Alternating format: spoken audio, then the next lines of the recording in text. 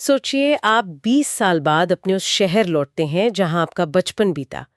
लेकिन पहुंचते ही आपको पता चलता है कि पूरा शहर खाली हो चुका है। एक भूतहा शहर, सड़कें वीरान, घर खंडहर, और आप उस अंधेरे में अपनी कार में अकेले फंसे हैं। पर तभी आपके दिमाग में लगी एक चिप आपको बताती है कि आप अकेले नहीं हैं। आपके चारों तरफ करीब 100 लोग मौजूद हैं। अब आप किस पे यकीन करेंगे, अपनी आंखों पर या उस टेक्नोलॉजी पर? आज हम जिस कहानी पर बात करने वाले हैं वो ठीक इसी सवाल से शुरू होती है। ये एक तरफ तो विज्ञान कथा है जिसमें न्यूरोलिंक जैसी ब्रेन कंप्यूटर इंटरफेस तकनीक है, और दूसरी तरफ ये अकेलेपन और आधुनिक जीवन की एक बहुत ही गहरी और सच कहूं तो डरावनी तस्वीर दिखाती है। एक वीरान शहर, एक हाईटेक चिप और इंसानी अकेलापन, इन तीनों को जोड़ने वाली ये कहानी वाकई में बहुत कुछ कहती है। तो शुरुआत कहाँ से करें? कहानी के नायक अयन के उस शहर में वापस आने से। हाँ, वहीं से शुरू करते हैं, क्योंकि कहानी का पूरा माहौल उसी एक दृश्य से बनता है। अयन 20 साल बाद अपने गृहनगर पांडु लौटता है। वो ये सोचकर आता है कि शायद उसे वही पुरानी रौनक, वही जाने पहचाने चेहरे मिलेंगे। लेकिन जैसे ही उसकी गाड़ी शहर में घुसती है, उसे एक झटका लगता है। झटका तो बहुत छोटा शब्द है। कहानी में जिस तरह का माहौल बनाया गया है वो तो सच में रोंगटे खड़े कर देता है। दुकानें बंद हैं, शटरों पर जंग लग चुका है, फुटपाथ पर घुटनों तक जंगली घास उगाई है, और सबसे अजीब बात, खामोशी। एक ऐसी खामोशी जो शहरों में नहीं होती, जैसे किसी ने पूरे शहर का वॉल्यूम ही म्यूट कर दिया हो। बिल्कुल। और हवा में मिली वो गंध, धूल, बारूद और किसी चीज के सड़ने की, ये तुरंत दिमाग में एक ही ख्याल लाती है, यहां कोई बहुत बड़ी तबाही हुई है, कोई महामारी, कोई युद्ध। कहानीकार यहां पाठक को कोई जवाब नहीं देता, बस एक बेचैन करने वाला सवाल खड़ा कर देता है कि आखिर यहां हुआ क्या। और ये बेचैनी तब और बढ़ जाती है जब वो अपने पुराने घर पहुंचता है। गेट एक तरफ झुका हुआ, नेम प्लेट पर पिता का नाम धूल में लगभग मिट चुका है। वो वरांदा जहां उसकी माँ बैठा करती थी, वहां अब झाड़ियों का जंगल है। मतलब अपने ही घर के सामने खड़े होकर उसे लग रहा है कि वो किसी अजनबी जगह पर आ गया है। सही बात है, ये तो किसी बुरे सपने जैसा है ना? और ये सिर्फ एक फिजिकल यात्रा नहीं है, ये एक मनोवैज्ञानिक यात्रा भी है। जब हम अपनी जड़ों की तरफ लौटते हैं तो हम असल में अपनी यादों को फिर से जीने जाते हैं। लेकिन अयन के लिए यहाँ यादों की जगह एक डरावना खालीपन है। ये दिखाता है कि कैसे समय और उपेक्षा, जिसे हम प्रगति के नाम पर पीछे छोड़ देते हैं, किसी जीती जागती जगह को एक कंकाल में बदल सकते हैं। फिर रात हो जाती है और वो अपनी कार में ही रुकने का फैसला करता है। बाहर इतना घना अंधेरा है कि उसे लगता है जैसे कोई दानव गाड़ी के ऊपर दबाकर बैठा है। और यहीं से कहानी का असली थ्रिल शुरू होता है। अयन के दिमाग में एक न्यूरोलिंक चिप लगी है जो उसके नर्वस सिस्टम से जुड़ी है। अचानक वो चिप गर्म होने लगती है और उसे बिजली के झटके जैसा तेज दर्द होता है। और यहीं से कहानी का सबसे दिलचस्प टकराव शुरू होता है, हमारी मानवीय इंद्रियों और तकनीकी डेटा के बीच। चिप के सेंसर्स अयन को बता रहे हैं कि उसकी कार के चारों ओर लगभग 100 आकृतियां या मौजूदगी हैं। लेकिन जब वो अपनी आंखों से बाहर देखता है तो घने अंधेरे के सिवा कुछ नहीं होता, एक भी इंसान नहीं। एक मिनट, 100? ये तो पागल कर देने वाली स्थिति है। मतलब उसका दिमाग कह रहा है तुम अकेले हो, और उसकी चिप चीख रही है कि नहीं, तुम 100 लोगों से घिरे हुए हो। कहानी में एक और बात है कि चिप का डेटा यह भी बताता है कि पांडु शहर का हार्ट बीट 0 है, यानी आधिकारिक तौर पर वहां कोई जिंदा इंसान नहीं है। हाँ, तो फिर ये 100 सिग्नल कहां से आ रहे हैं? यही तो कहानी का केंद्रीय रहस्य है। और इसी रहस्य के बीच अय्यान को मतिभ्रम होने लगते हैं।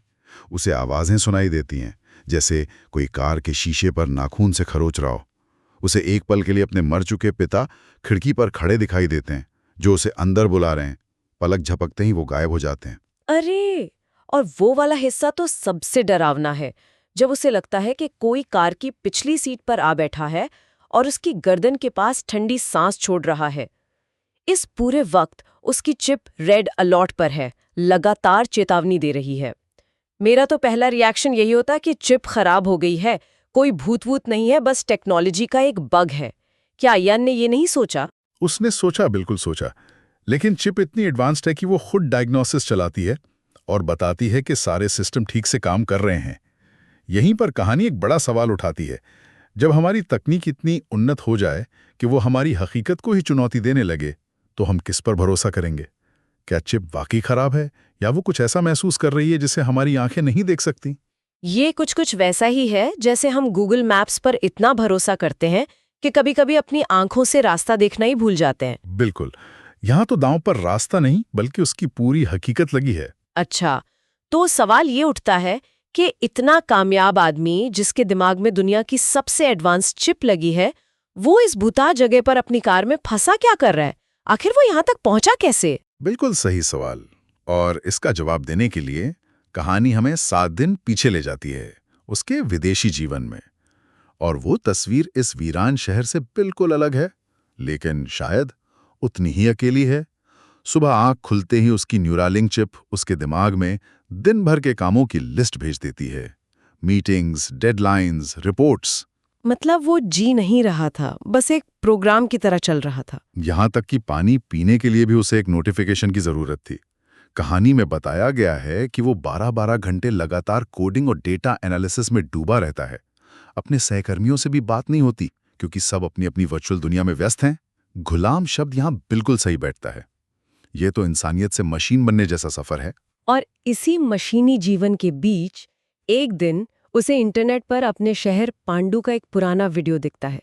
उसे अपने माता पिता याद आते हैं और उसे इस बात का गहरा अपराध बोध होता है कि वो उनके अंतिम संस्कार तक में शामिल नहीं हो सका था। उसे अचानक महसूस होता है कि इस तरक्की की दौड़ में उसने क्या कुछ खो दिया है। और जैसे ही उसे ये एहसास होता है, उसकी जिंदगी का सबसे बड़ा पहाड़ टूट पड़ता है। उसे कंपनी से एक ईमेल आता है कि उसका वीज़ा रद्द कर दिया गया है। 20 साल की मेहनत, जिसके लिए उसने अपना परिवार, अपना शहर, सब कुछ छोड़ दिया, वो एक झटके में खत्म हो जाती है। अगर हम इसे बड़ी तस्वीर से जोड़कर देखें तो ये खंड कहानी की नींव रखता है। ये दिखाता है कि जिस उन्नत और कुशल जीवन के लिए आयन ने अपना घर छोड़ा, वो खुद कितना खोखला और मशीनी था। वो विदेश में भी अकेला था और अब अपने घर में भी अकेला है। कहानी यहाँ एक बहुत बड़ा संकेत दे रही है कि पांडु शहर का जो हश्र हुआ है, उसकी जड़ें उसी मानसिकता में हैं जिसने अयन के जीवन को नियंत्रित किया हुआ है। मानवीय संबंधों पर करियर और तकनीकी प्रगति को प्राथमिकता देना। तो अपनी नौकरी और वीज़ा खोने के बाद अयन के पास कोई चारा नहीं बचता। वो अपना पुराना पासपोर्ट निकालता है और अपने बचपन के शहर पांडु वापस लौट आता है। और यहीं से हम वापस उस डरावनी रात में पहुंच जाते हैं। अगली सुबह अयन शहर के एकमात्र जीवित संपर्क महास्थिविर काकू को फोन करता है। महास्थिविर काकू का किरदार बहुत दिलचस्प है। वो एक 65 साल के रिटायर्ड प्रोफेसर हैं जो शहर के बाहर एक गांव में रहते हैं। और उनकी सबसे खास बात यह है कि उन्होंने हर तरह की आधुनिक तकनीक को नकार दिया है। ना कोई न्यूरालिंक, ना कोई स्मार्ट डिवाइस। वो पूरी तरह से प्रकृति के करीब एक शांत जीवन जीते हैं। मतलब अयन के मशीनी जीवन के बिल्कुल विपरीत। जी। जब अयन उन्हें अपनी पूरी कहानी बताता है कि चिप 100 लोगों की मौजूदगी दिखा रही है, लेकिन आंखें कुछ नहीं देख पा रही, तो काकू एक बहुत गहरी बात कहते हैं।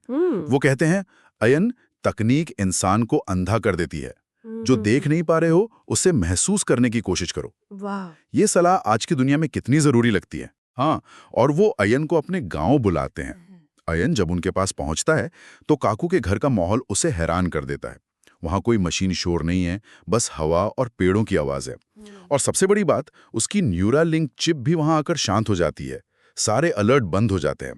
ये इस बात का प्रतीक है कि प्रकृति और असली मानवीय जुड़ाव में एक ऐसी शांति है जो हमारी डिजिटल दुनिया में खो गई है।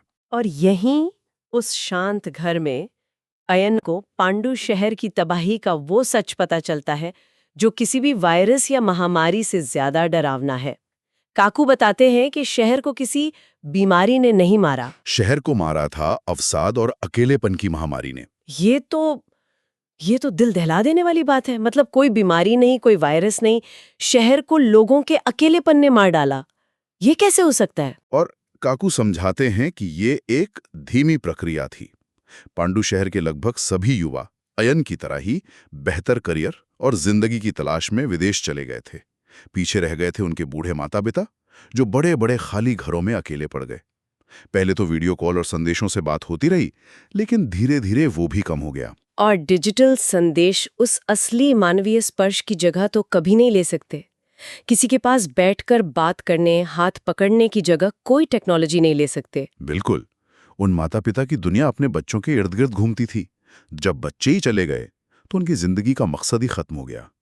पहले एक घर में किसी ने अकेलेपन से तंग आकर आत्महत्या की, फिर दूसरे घर में, फिर तीसरे। ये एक चेन रिएक्शन की तरह पूरे शहर में फैल गया। डॉक्टर इसे मास डिप्रेशन कह रहे थे, लेकिन असल में यह मास लोनलीनेस था। देखते ही देखते पूरा शहर एक जीती जागती कब्रगाह बन गया। तो मतलब पांडु शहर के भूत कोई आत्माएं नहीं थीं, बल्कि वो उन्हीं माता पिता का अकेलापन और दर्द था जिसे अब टेक्नोलॉजी पकड़ रही है। ये कितना अजीब विरोधाभास है। यही कहानी का सबसे मार्मिक और शक्तिशाली खुलासा है। अब यह समझ आता है कि अयन की न्यूरालिंक चिप खराब नहीं हुई थी, वो इतनी ज्यादा संवेदनशील है कि वो उस गहरे भावनात्मक दर्द और उन अतृप्त मनों की तरंगों को पकड़ रही थी जो पूरे शहर की हवा में व्याप्त हैं। वो 100 आकृतियां कोई भूत नहीं, बल्कि 100 टूटे हुए दिलों की गूंज थीं। तो कहानी का सबसे बड़ा व्यंग यही है, जिस टेक्नोलॉजी ने परिवारों को तोड़ा, वीडियो कॉल और सोशल मीडिया ने असली जुड़ाव को खत्म किया, वही टेक्नोलॉजी अब उस टूटन से पैदा हुए दर्द को माप रही है। बिल्कुल, अयान की चिप वही कर रही है। कहानी तकनीक को ना तो पूरी तरह से अच्छा बताती है और ना ही बुरा। ये एक औजार की तरह है।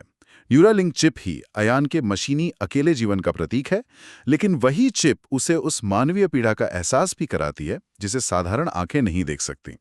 ये हमें ये सोचने पर मजबूर करती है कि हम इस औजार का इस्तेमाल किस लिए कर रहे हैं। अंत में ये कहानी सिर्फ एक भूतहा शहर के बारे में नहीं रह जाती है, ये एक चेतावनी बन जाती है। ये दिखाती है कि जब हम मानवीय जुड़ाव को भुलाकर सिर्फ तकनीकी प्रगति और करियर के पीछे भागते हैं तो उसका नतीजा कितना विनाशकारी हो सकता है। पांडु शहर उस भविष्य का प्रतीक है जहां समाज तो है, पर शायद इंसानियत नहीं है। और ये सवाल खड़ा करती है कि हम किस तरह की प्रगति चाहते हैं। क्या हम ऐसी दुनिया बनाना चाहते हैं जहां हमारे पास हर सवाल का डेटा हो, लेकिन हम सबसे जरूरी सवाल पूछना ही भूल जाएं कि क्या तुम ठीक हो, क्या तुम्हें किसी की जरूरत है? अयान की चिप उसे डेटा दे सकती थी, लेकिन महास्तवीर काकू ने उसे सहानुभूति और समझ दी। यह कहानी वाकई एक विचार छोड़ जाती है जिस पर सोचा जा सकता है। अगर भविष्य में हमारी तकनीक इतनी उन्नत हो जाती है कि वो इंसानी दुख और अकेलेपन की तरंगों को डेटा की तरह माप सके, तो क्या ये उसकी जिम्मेदारी नहीं होगी कि वो हमें उस दुख को पैदा करने से भी रोके? ये एक बहुत बड़ा नैतिक सवाल है। क्या हम उस डेटा का इस्तेमाल लोगों को जोड़ने, उन्हें सहारा देने के लिए करेंगे, या हम तब भी इस डेटा को बस एक और ग्राफ की तरह देखते रहेंगे जब तक कि एक और शहर खामोशी से पांडु ने बन जाए? ये फैसला तकनीक का नहीं, हमारा होगा।